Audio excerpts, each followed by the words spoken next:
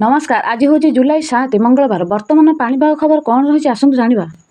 जाना पूर्व मो चैनल नुआ थे मो चैनल को सब्सक्राइब करूँ, पाखे घंटी बटन को दबे ऑल उपर क्लिक करूँ, जहाद्वारा मुझे जितेबले भी वीडियो अपलोड करी सर्वप्रथमे आपड़ जानीपारे। चलते पाणीपाग उपर नजर पकाइबा। 21 राज्य में प्रबल वर्षा और पवन नहीं आईएमडी को अलर्ट। भारतीय पाणीपाग विभाग आईएमडी आसंता काली 21 राज्य में प्रबल वर्षा और पवन नहीं अलर्ट जारी करिछि। वर्षा समय घंटा को 75 किलोमीटर बेगर पवन बहिबार संभावना रही। पाणीपाग विभाग कही मंगलवार मुंबई थाने समेत कोंकण और गुजरात में प्रबल वर्षा होबार संभावना रही। दिल्ली में आसंता काली प्रबल वर्षा रही।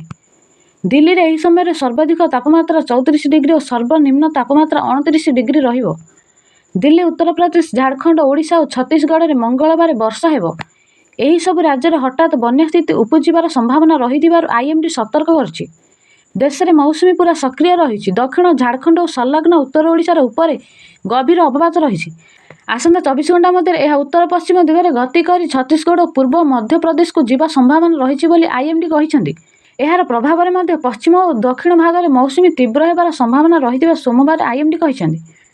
गुजरात, कोंकण अंचल, गोवा और कर्णाटक उपकूल में प्रबल और अति प्रबल वर्षा आशंका रही। यह व्यतीत महाराष्ट्र, छत्तीसगढ़, बिहार, झारखंड, पश्चिमबंग, उप हिमाचल अंचल, सिक्किम और अरुणाचल प्रदेश में वर्षा संभावना रही।